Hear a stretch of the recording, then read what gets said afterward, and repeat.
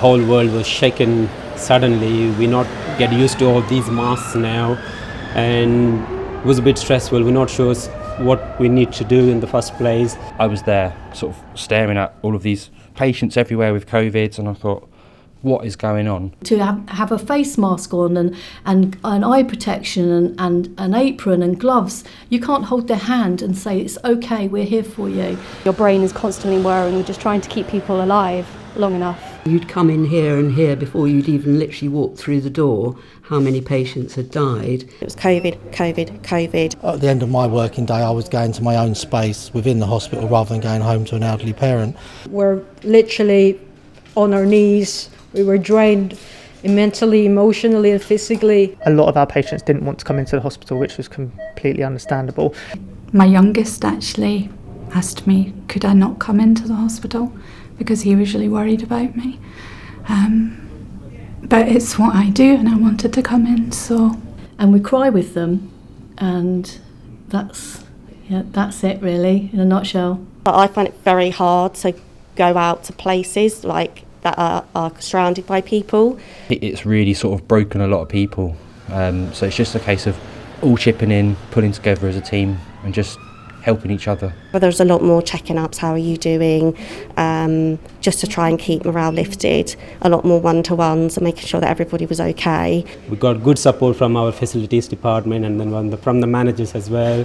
They do look after all the time. I've never worked with people who just care so much about each other.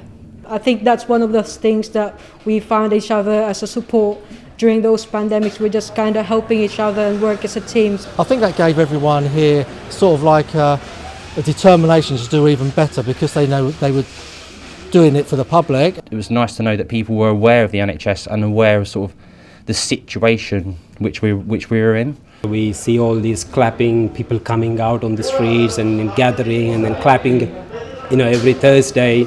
And she held the phone up outside our street, and there was a young boy playing drums outside the street on the Thursday.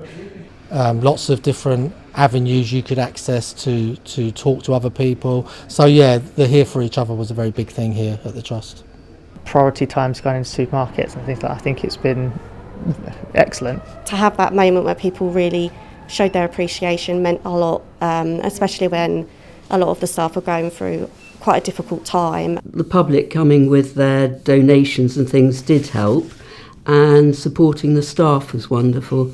They delivered like some little breakfast box things, and it just seems like such a tiny little thing, but I saw that and I saw my food, and there was other food there as well, and I saw I wouldn't have to worry about what I was going to eat that night.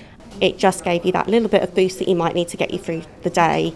As nurses and healthcare professionals, we're always here for everyone else, but it's now nice to know that everyone else is now here for us as well. So I eagerly wants to go back home and see the family. Everyone just feels more positive now. There's a better sort of vibe around here. Everybody's just relieved. It's not only here for each other, but he's here for everyone. And we're really thankful for that one, yeah. Yeah, I'm good, thank you. So especially since birth of my daughter, everything's been really, really good, and we've been settling as a nice little family of three. We'll wait and see, but doing okay. And we've supported each other, and without that we wouldn't have survived. And with the help of the community, with all that they're doing, it's helped, it really has. But we need to carry on and look after each other, because we're not quite there. We are getting there.